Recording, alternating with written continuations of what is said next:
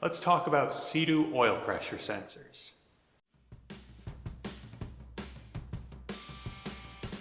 If you're getting low oil pressure code on your Seadoo, you may want to check the sensor, because we have replaced a ridiculous amount of these oil pressure sensors this year that just seem to have gone bad.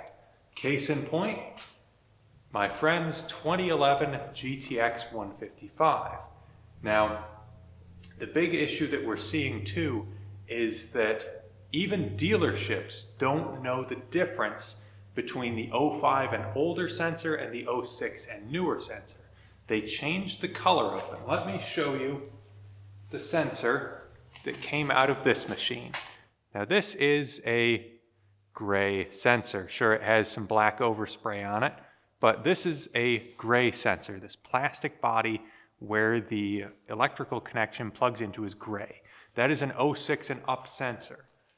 The 05 and older sensor has a black plastic area where the plug connects onto, and they work inverse of each other, meaning they are not compatible.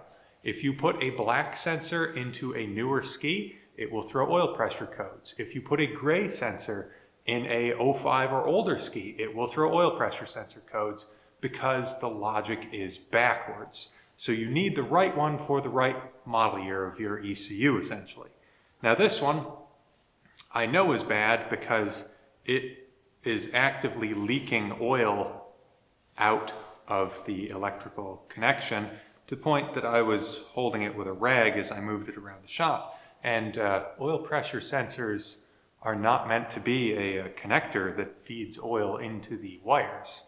That's not how they sense the pressure.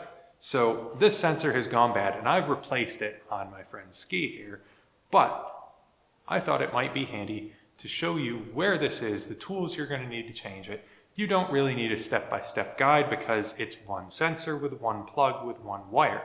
So you just unclip it, unscrew the sensor, screw the new sensor in, aim for around 7.5 foot-pounds of torque, just tight enough that it doesn't leak. Basically, they all come with a Loctite or some kind of a sealer on the threads when they're new anyways, so you can unscrew it, screw it back in, and be on your way with no more low oil pressure codes. So let's move over into the engine bay, and I'll show you where the sensor is and the tools that you will need to change this sensor on your Seadoo. This right here is the setup that I would most often use to change one of these sensors. I have a 3/8 ratchet with a 3-inch extension, then a 3/8 to 1/2 inch adapter, and then a 13/16 deep well socket. Now you could just eliminate this adapter and get a 13/16 3/8 socket. That would work fine, but this just works. It's the stuff that I've gotten use, as well as some rags, a good light of some kind, because it gets kind of dark down in the engine bays of these things. So a good light of some kind, and these sockets, and of course your new sensor.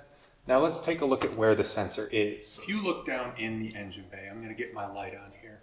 If you look down in the engine bay, and this is your standard Seadoo 1503 engine. And you come back here, find where your oil filter is. Now let's see if we can focus. There's our oil filter, and it's the same place, supercharged, non-supercharged. They're all in the same location, have the same plug, and use the same sensor, other than the year model difference. So that's the only thing you need to be aware of, is the year model difference. Now if you look down in there, let me see if I can zoom the camera. Right there is our oil pressure sensor, and it just screws into the block. So that sensor just screws into the block, and you can see the little tab.